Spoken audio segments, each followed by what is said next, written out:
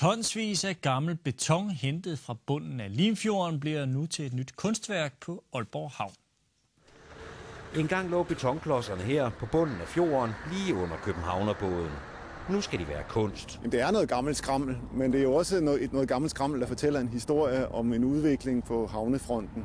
Thomas Birgit Schmidt fik ideen sammen med en kollega, og en idékonkurrence har nu peget på 3 mulige kunstværker af den københavnske kunstner Lars Heiberg.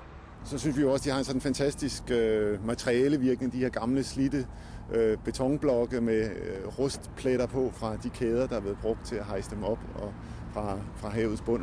Planen er at opstille et af de omkring 12 meter høje værker her lige øst for Nordkraft.